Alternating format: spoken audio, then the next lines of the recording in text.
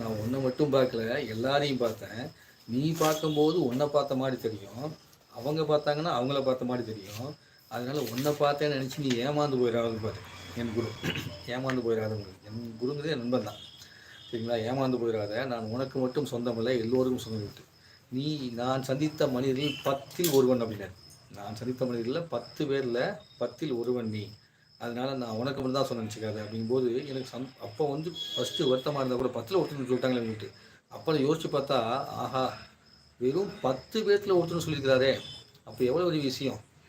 நாம் இது வரைக்கும் அடையாத இன்பத்தை அடைந்தது போல் மகிழ்ச்சி பெற முடியுது அப்படின்னு சொல்லி சந்தோஷப்பட முடியுது. அப்போ 10 பேர்த்தில் ஒருத்தர் அப்படிங்கும்போது, நான் சந்தித்த 10 பேர்த்தில் ஒரு ஆள் நீ அப்படின்னா ரொம்ப நெருக்கத்தில் போயிட்டு தான் அர்த்தம். நான் சந்தித்த 100 பேர்த்தில் ஒரு ஆள் நீ அப்படின்னு சொன்னால் ரொம்ப தூரத்தில் இருக்கிறோம். நான் சந்தித்த 1000 பேர்த்தில் ஒருத்தர் ரொம்ப தூரத்தில் இருக்கிறோம்.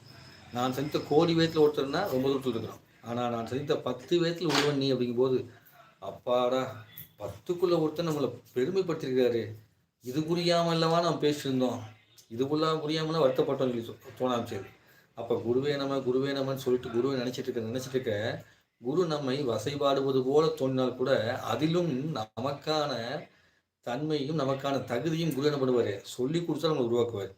எதனால் வந்து குரு இந்த மாதிரி தன்மையெல்லாம் சொல்லி கொடுத்து உருவாக்கிட்டு இருக்காரு? எதனால் நமக்கு இந்த மாதிரி நடக்குது அப்படின்னா, நாம் செய்து வந்த கர்மா வினை அப்படிங்கிறது சரியான முறையில் தீரவில்லை என்றால், அதை தீர்ப்பதற்கான வேலையை நாம் சரியாக செய்யவில்லை என்றால், இறைவனும் குருவும் சேர்ந்து நமக்கு படிப்பினையை புகற்றி நம்மளை மேன்மையடையக்கூடிய செயலை செய்வாங்க. அப்படி செய்கிறதுக்கு தான் நம்ம நடக்கிறது. அப்போது 10 பேரில் ஒருவர் அப்படின்னா இன்னும் கொஞ்சம் ஆழமாக பார்த்தா அந்த குருவோட தன்மை, அந்த வார்த்தை எப்படி தெரியுமா தெரியுது? இன்னொரு உபதேசமாக தெரியுது. நம்ம உடம்புக்குள்ளே தச வாயுக்கள் இருக்குது இல்லையா? அந்த தச வாயுக்கள் 10 வாயுக்கள். அப்படி யோசித்து பார்த்தோம்னா 10 வாயுவில் ஒருவனாக நான் மாறிவிட்டேன்னு கூட சிலர் தோணும். இதெல்லாம் கொஞ்சம் ஓவர் ஆசையாக இருந்தாலுமே மனசு கொஞ்சம் சந்தோஷமாக இருக்குது. சரிங்களா? ஆக மொத்தத்தில் 10ல் ஒருவன் அப்படின்னு இருக்கிறது எனக்கு பெரிய விஷயம். நான் சந்தித்ததில் கோடியில் ஒருவன் தான் நீ அப்படின்னு சொன்னால் ரொம்ப கஷ்டமாக இருக்கும்ல. சந்தித்தவங்களில் கோடி ஒருவன். அப்போ 10ல் ஒருத்தனுங்கிறது மிகப்பெரிய பாக்கியமான வாசகம். இப்படி குருவினுடைய வார்த்தையை கேட்கும் போதும், குருவினுடைய கடைக்கண் பார்வையை பார்க்கும் போதும், குருவினுடைய உபதேசத்தை கேட்கும் போதும் நீங்கள் அடையக்கூடிய இன்பம்ங்கிறது எல்லையில்லாமல் இருக்கணும்.